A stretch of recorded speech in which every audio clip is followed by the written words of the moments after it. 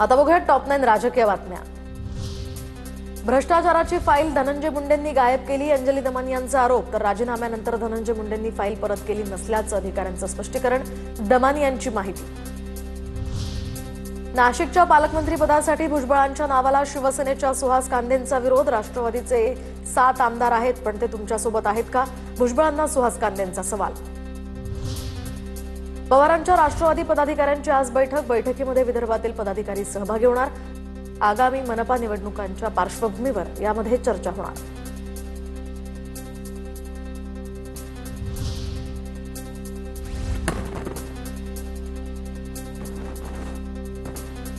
लक्ष्मण हाकेंकडून माळी समाजाबद्दल वादग्रस्त वक्तव्य केल्याचा व्हिडिओ व्हायरल। हाकेंच्या व्हिडिओमुळे नवा वाद निर्माण। टीव्ही 9 मराठी मात्र या व्हिडिओची पुष्टी करत नाही। 27 तारखेआधी मागण्या पूर्ण करा, एकदा अंतरवाली सोडली तर माघार नाही। मनोज जरांगे पाटलांचा सरकारला इशारा। तर निवडणुका डोळ्यासमोर ठेवून जरांगे मुंबईला येत असल्याचा लक्ष्मण हाकेंचा पलटवार।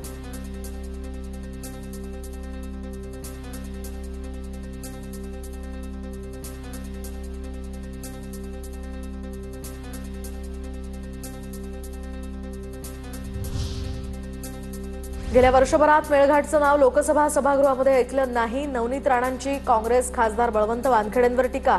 तुम्हाला खासदाराच्या घराचा पत्ता माहितीये का? राणांचा सवाल। तुळजापूर विधानसभेमध्ये 6000 बोगस मतदार। तर 10 महिन्यांपूर्वी गुन्हा नोंद होऊन सुद्धा तपास नाही। बोगस मतदार यादीमध्ये तेरणा इंजिनिअरिंग कॉलेजचे विद्यार्थी। खासदार ओमराजे निंबाळकरांचा आरोप। खासदार फौजिया खान यांनी केंद्रीय मंत्री किरण रिजिजू यांची भेट घेतली। तर भारतीय हज यात्रेकरूंच्या समस्या सोडवण्याची मागणी। डोंबिवलीमध्ये काँग्रेसमधील अंतर्गत वाद आता चव्हाट्यावर। डोंबिवलीमध्ये काँग्रेसच्या माजी नगरसेवकांच्या भाजप प्रवेशानंतर नेत्यांमध्येच पक्षांतर्गत संघर्ष पेटला।